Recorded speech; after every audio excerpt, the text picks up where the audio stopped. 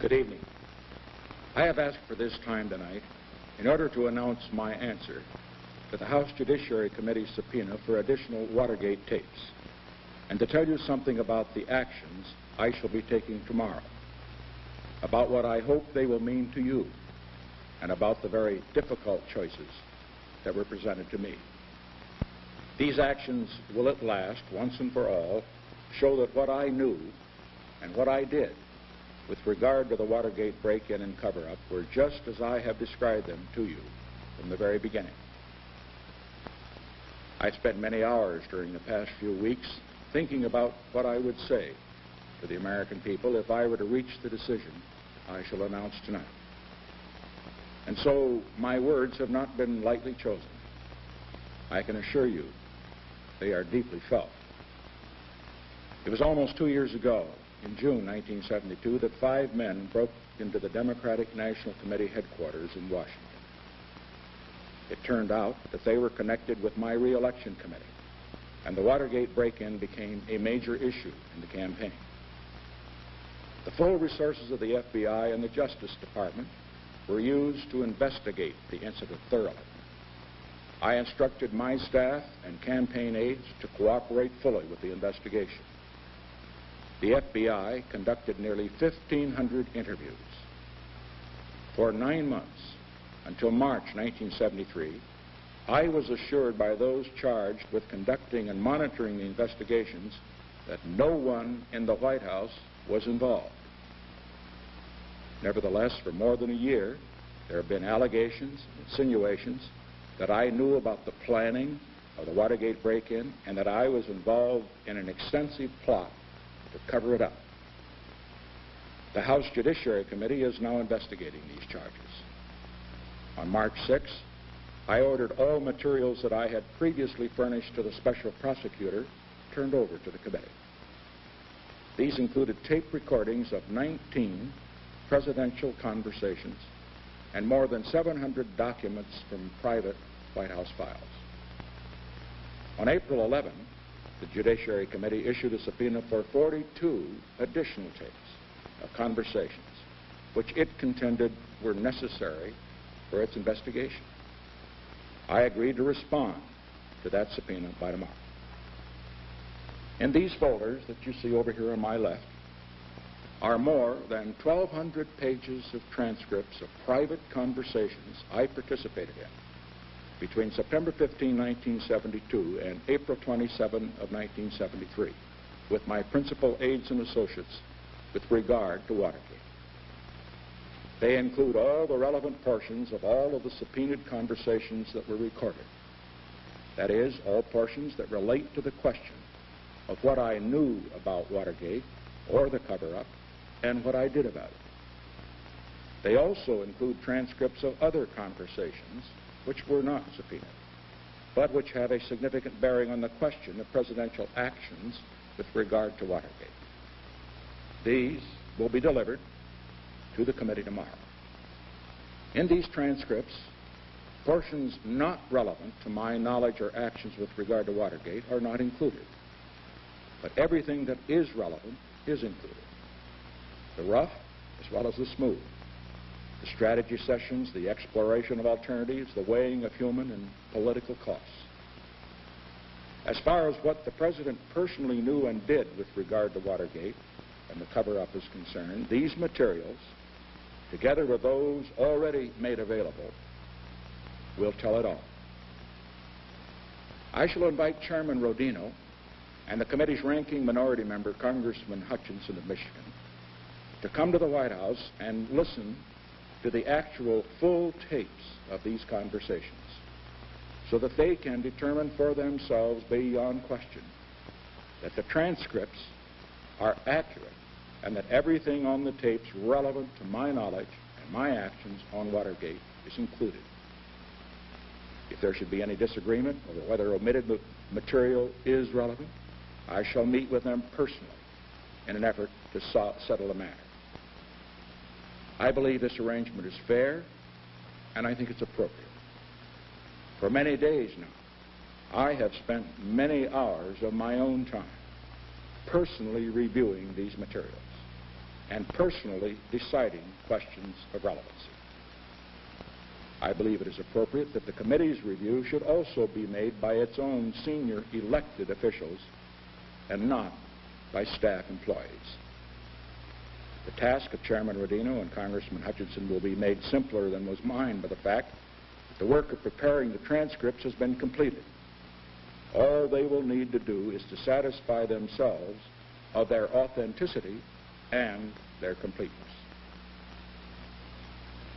Ever since the existence of the White House taping system was first made known last summer, I have tried vigorously to guard the privacy of the tapes.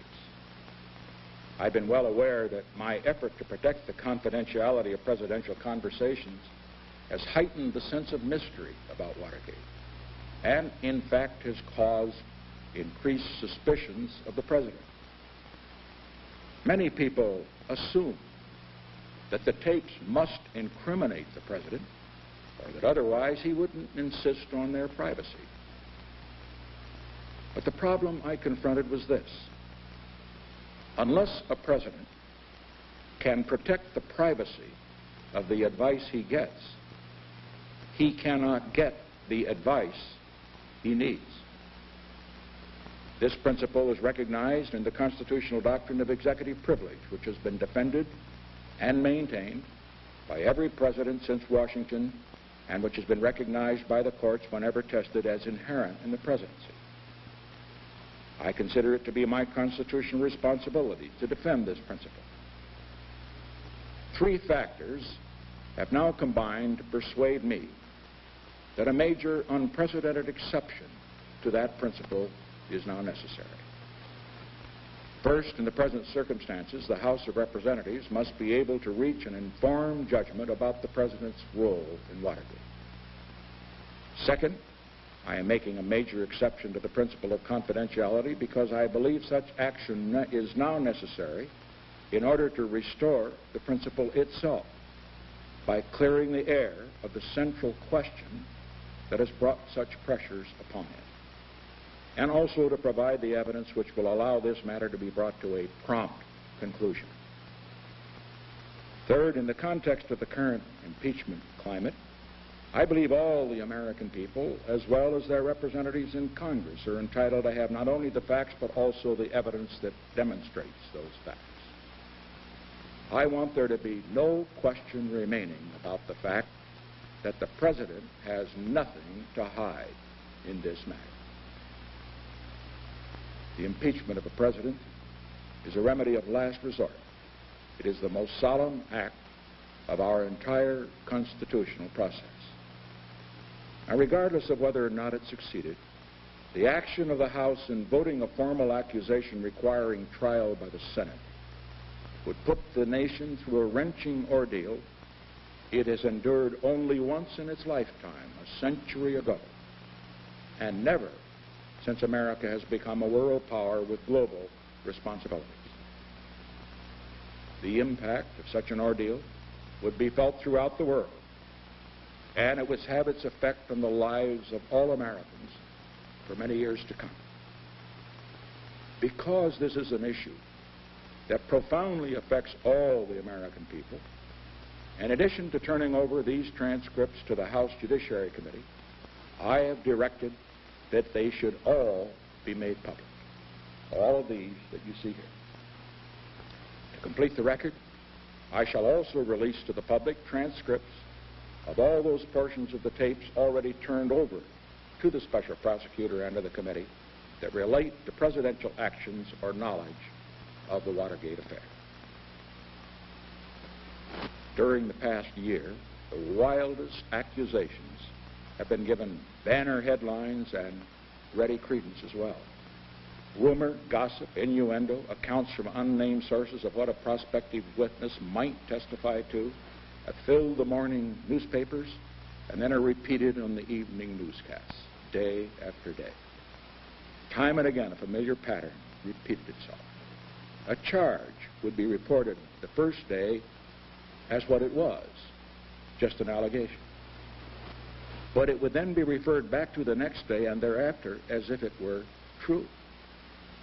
The distinction between fact and speculation grew blurred. Eventually, all seeped into the public consciousness as a vague, general impression of massive wrongdoing, implicating everybody, gaining credibility by its endless repetition. The basic question at issue today is whether the President personally acted improperly in the Watergate matter. Month after month of rumor, insinuation, and charges by just one Watergate witness, John Dean, suggested that the President did act improperly. This sparked the demands for an impeachment inquiry. This is the question that must be answered, and this is the question that will be answered by these transcripts that I have ordered published tomorrow. These transcripts cover hour upon hour of discussions that I held with Mr. Haldeman, John Ehrlichman, John Dean, John Mitchell, former Attorney General Kleindienst, Assistant Attorney General Peterson, and others with regard to Watergate.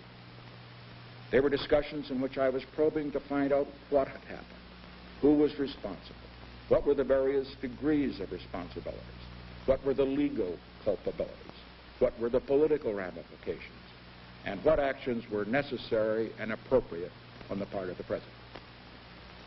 I realize that these transcripts will provide grist for many sensational stories in the press. Parts will seem to be contradictory with one another, and parts will be in conflict with some of the testimony given in the Senate Watergate Committee hearings. I've been reluctant to release these tapes, not just because they will embarrass me and those with whom I have talked, which they will, not just because they will become the subject of speculation and even ridicule, which they will, and not just because certain parts of them will be seized upon by political and journalistic opponents, which they will. I have been reluctant because in these and in all the other conversations in this office, people have spoken their minds freely, never dreaming that specific sentences or even parts of sentences would be picked out as the subjects of national attention and controversy. I've been reluctant because the principle of confidentiality is absolutely essential to the conduct of the presidency.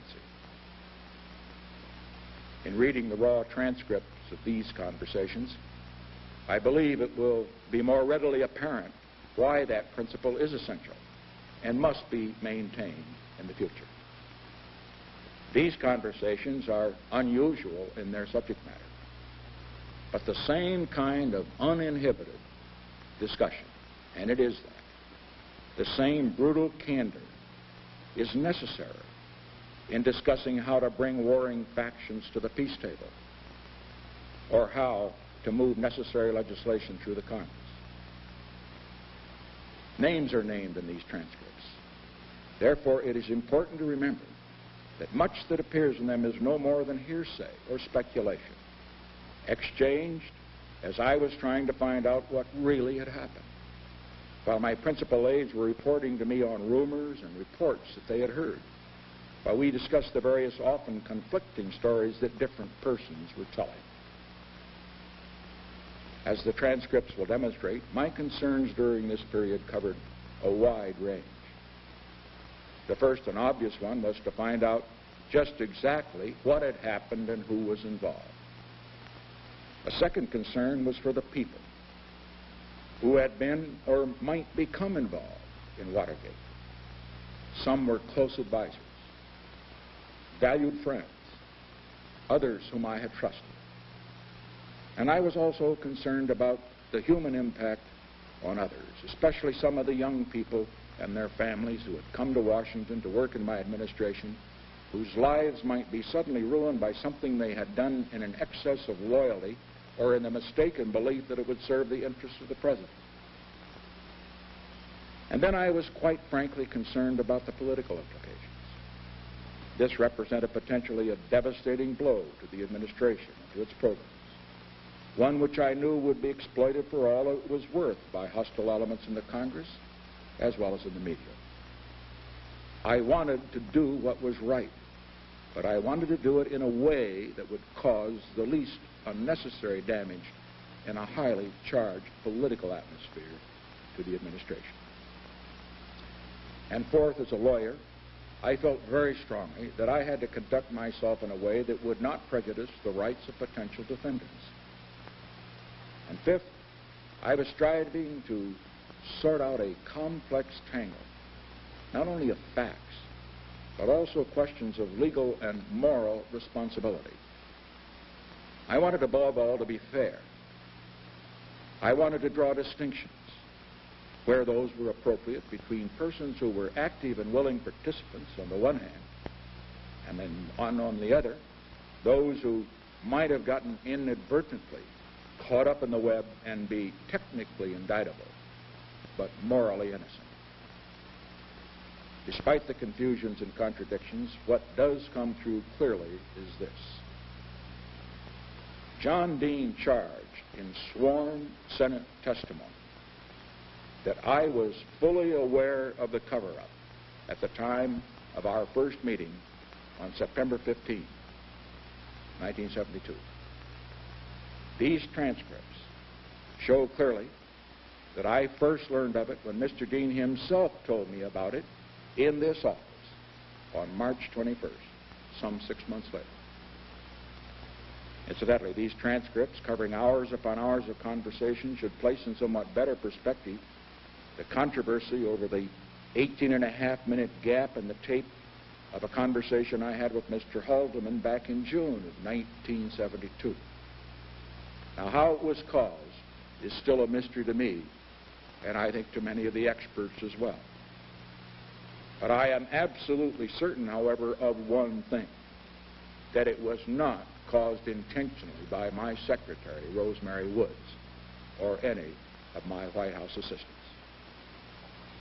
And certainly, if the theory were true, that during those 18-and-a-half minutes, Mr. Haldeman and I cooked up some sort of a Watergate cover-up scheme, as so many have been quick to surmise, it hardly seems likely that in all of our subsequent conversations, many of them are here, which neither of us ever expected would see the light of day, there is nothing remotely indicating such a scheme. Indeed, quite the contrary. From the beginning, I have said that in many places on the tapes there were ambiguities, statements and comments that different people with different perspectives might interpret in drastically different ways. But although the words may be ambiguous, though the discussions may have explored many alternatives, the record of my actions is totally clear now, and I still believe it was totally correct then. A prime example is one of the most controversial discussions, that with Mr. Dean on March 21st, the one in which he first told me of the cover-up, with Mr. Haldeman joining us midway through the conversation. His revelations to me on March 21st were a sharp surprise, even though the report he gave to me was far from complete, especially since he did not reveal at that time the extent of his own criminal involvement. I was particularly concerned by his report that one of the Watergate defendants, Howard Hunt, was threatening blackmail unless he and his lawyer were immediately given $120,000 for legal fees and family support, and that he was attempting to blackmail the White House, not by threatening exposure on the Watergate matter, but by threatening to reveal activities that would expose extremely sensitive, highly secret national security matters that he had worked on before Watergate.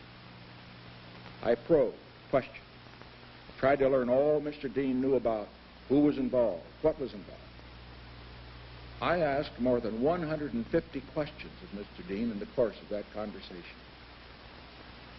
He said to me, and I quote from the transcripts directly, "I can just tell from our conversation that these are things that you have no knowledge of." It was only considerably later that I learned how much there was that he did not tell me then.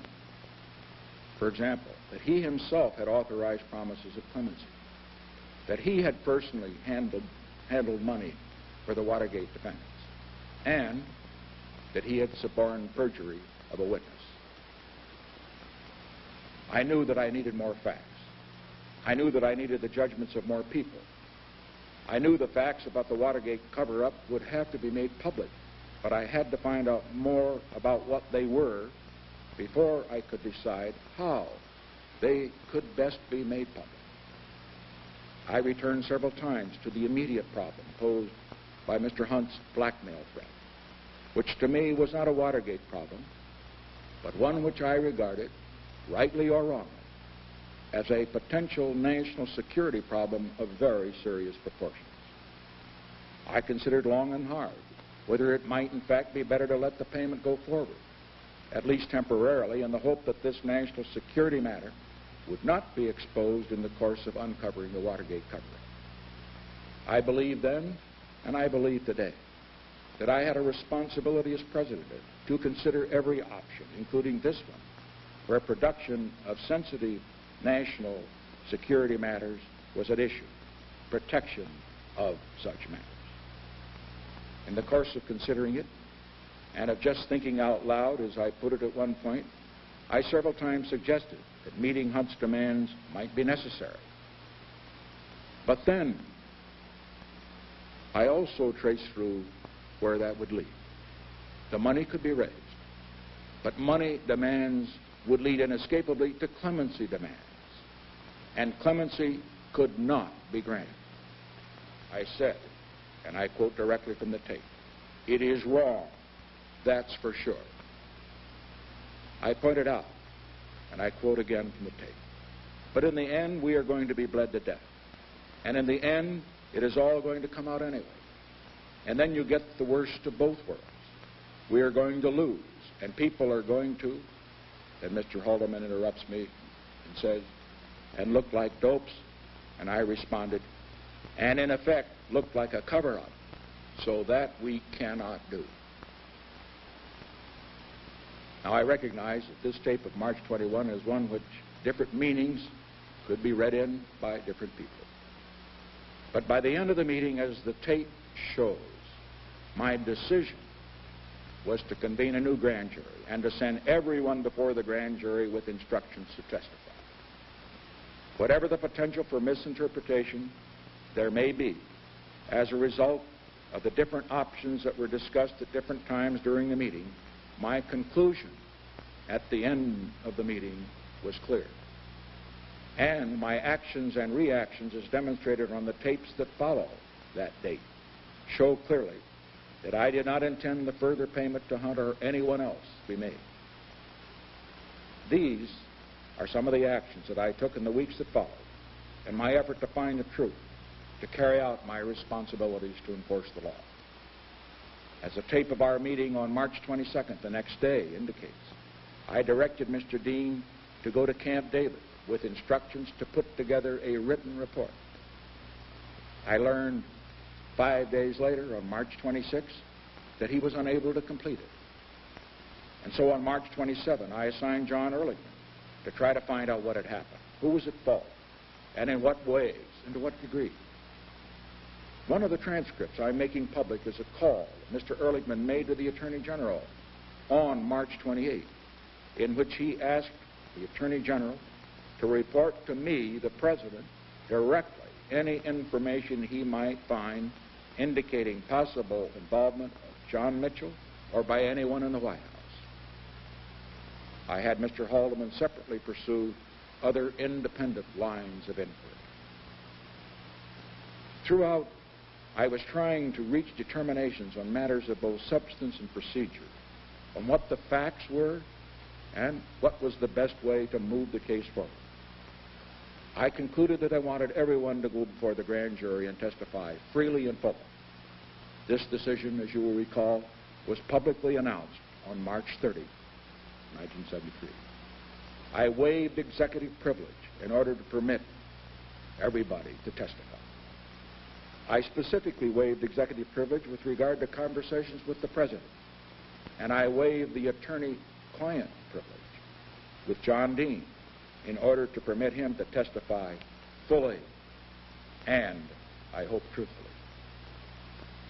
Finally, on April 14th, 3 weeks after I learned of the cover-up from Mr. Dean, Mr. Ehrlichman reported to me on the results of his investigation. As he acknowledged, much of what he had gathered was hearsay, but he had gathered enough to make it clear that the next step was to make his findings completely available to the Attorney General, which I instructed him to do. The next day, Sunday, April 15, Attorney General Kleindienst asked to see me, and he reported new information which had come to his attention on this matter. And although he was in no way whatever involved in Watergate, because of his close personal ties not only to John Mitchell but to other potential people who might be involved, he quite properly removed himself from the case. We agreed that Assistant Attorney General Henry Peterson, the head of the Criminal Division, a Democrat and career prosecutor, should be placed in complete charge of the investigation. Later that day, I met with Mr. Peterson. I continued to meet with him, to talk with him, to consult with him, to offer him the full cooperation of the White House.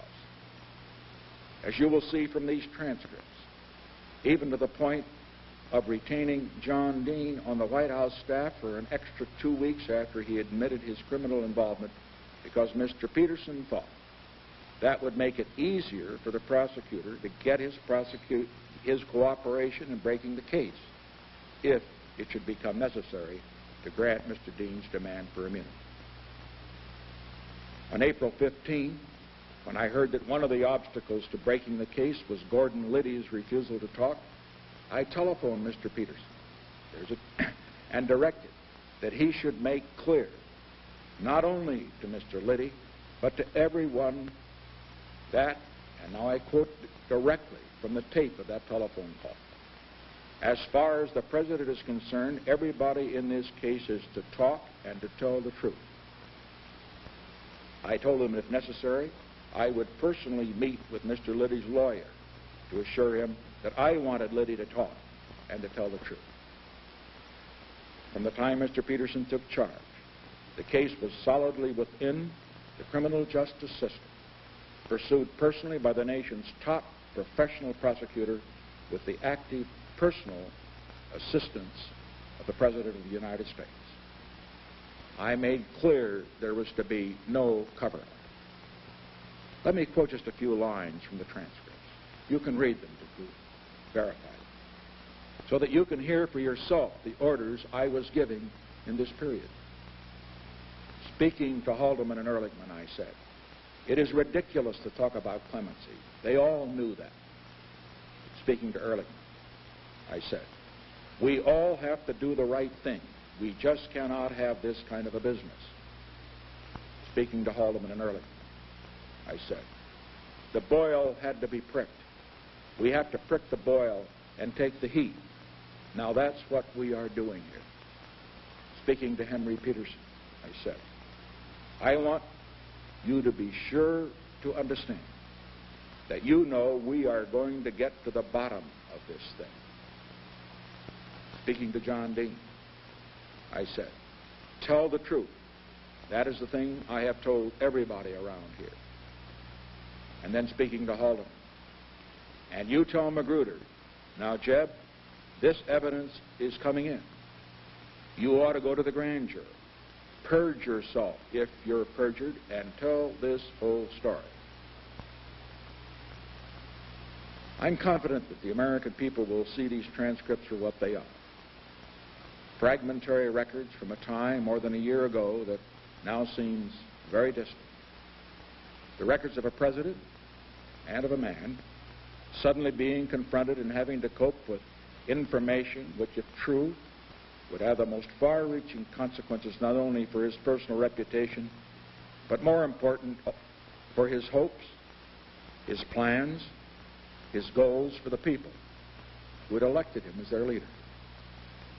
If read with an open and a fair mind and read together with the record of the actions I took, these transcripts will show that what I have stated from the beginning to be the truth has been the truth.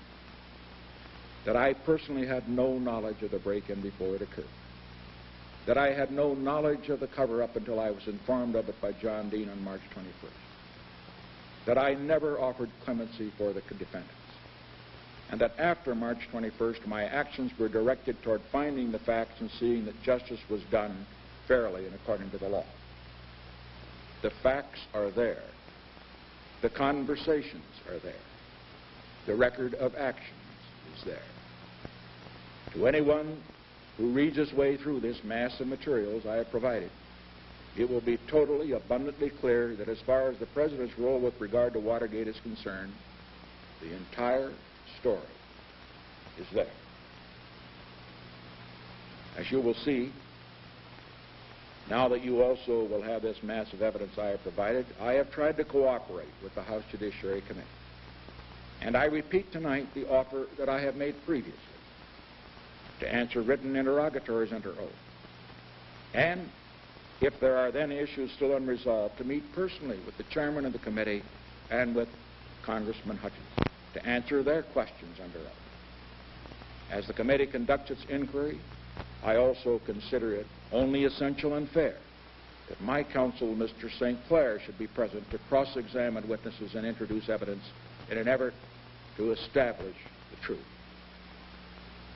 I am confident that for the overwhelming majority of those who study the evidence that I shall release tomorrow, those who are willing to look at it fully, fairly, and objectively, the evidence will be persuasive and, I hope, conclusive. We live in a time of very great challenge and great opportunity for America. We live at a time when peace may become possible in the Middle East for the first time in a generation. We are at last in the process of fulfilling the hope of mankind for a limitation of nuclear arms, a process that will continue when I meet with the Soviet leaders in Moscow in a few weeks. We are well on the way toward building a peace that can last, not just for this, but for other generations as well. And here at home, there is vital work to be done in moving to control inflation, to develop our energy resources, to strengthen our economy so that Americans can enjoy what they have not had since 1956, full prosperity, without war and without inflation. Every day absorbed by Watergate is a day lost from the work that must be done by your President and by your Congress. Work that must be done in dealing with the great problems that affect your prosperity, affect your security, that could affect your lives. The materials I make public tomorrow will provide all the additional evidence needed to get Watergate behind us and to get it behind us now. Never before in the history of the presidency have records that are so private been made so public. In giving you these records, blemishes and all, I am placing my trust in the basic fairness of the American people. I know in my own heart that through the long, painful, and difficult process revealed in these transcripts, I was trying in that period to discover what was right and to do what was right. I hope and I trust that when you have seen the evidence in its entirety, you will see the truth of that statement. As for myself, I intend to go forward to the best of my ability with the work that you elected me to do. I shall do so in a spirit perhaps best summed up a century ago by another president when he was being subjected to unmerciful attack. Abraham Lincoln said, "I do the very best I know how, the very best I can, and I mean to keep doing so until the end. If the end brings me out all right, what is said against me won't amount to anything. If the end brings me out wrong, 10 angels swearing I was right would make no difference. Thank you and good evening.